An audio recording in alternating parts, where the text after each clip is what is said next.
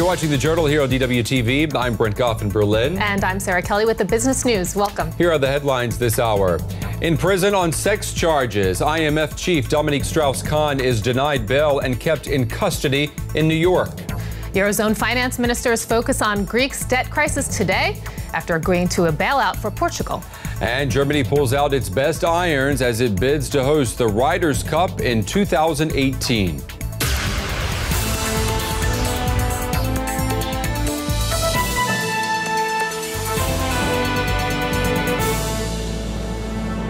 Well, he will spend the rest of this week in jail. The head of the International Monetary Fund, Dominique Strauss-Kahn, must stay behind bars in a New York prison until his next hearing on Friday.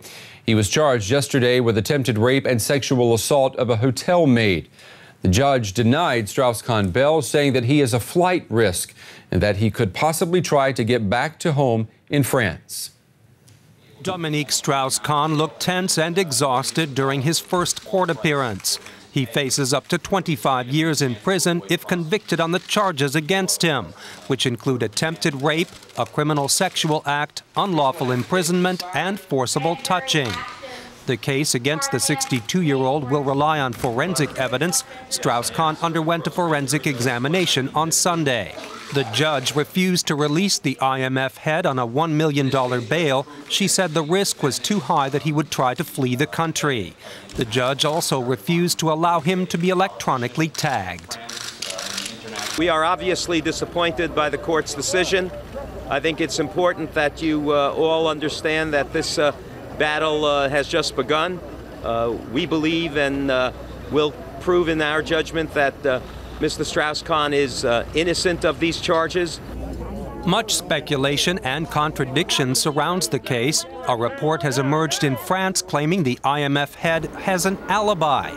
It says Strauss-Kahn was lunching with his daughter at a New York restaurant when the attack on the chambermaid allegedly took place. It's one person's word against another. More questions than answers. Strauss-Kahn is being held in Rikers Island jail until his next court hearing on Friday. Officials at the New York prison are keeping him apart from the other inmates for his own safety. His cell is in stark contrast to the luxury $3,000 a night hotel suite he slept in just days ago. All right, well, let's check in with Catherine Galloway. She is following this story for us from Paris. Good morning to you, Catherine.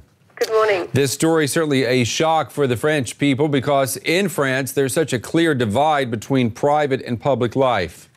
Well, there was, but I certainly think that France is discovering now what a full-blown Anglo-Saxon tabloid-driven sex scandal feels like for the very first time, and they're finding it deeply shocking and rather embarrassing. That said, it's also the first time that a major French politician has been accused of anything as serious as rape. So people here do indeed recognise it must be treated as a criminal matter and discussed accordingly. French privacy laws are in general very strict, though, and strictly enforced. And it's also true that the news that, for example, President Mitterrand had a secret love child or Nicolas Sarkozy was getting divorced and remarried in his first few months in office was received with a rather French shrug of the shoulders. But the Strauss-Kahn affair is different, and I think this will change reporting in this country. Speaking of Sarkozy, Strauss-Kahn has been considered the man to beat Sarkozy next year, but this sex scandal, of course, could change everything about politics in France for that election, couldn't it? Oh, it totally can, yes, indeed. The Socialist Party meets later today in Paris for the first time since the Strauss-Kahn scandal broke, and they'll be looking around rather desperately today to come up with a plan B. Dominique Strauss-Kahn was undoubtedly their prize fighter and definitely the most likely to beat Nicolas Sarkozy next spring. With him now almost certainly out of the picture, the former Socialist Party leader François Hollande looks most likely to benefit on the left, but Sarkozy's numbers will also almost certainly improve because many voters who would have switched from the right to the left if Strauss-Kahn was the candidate will now probably stay put.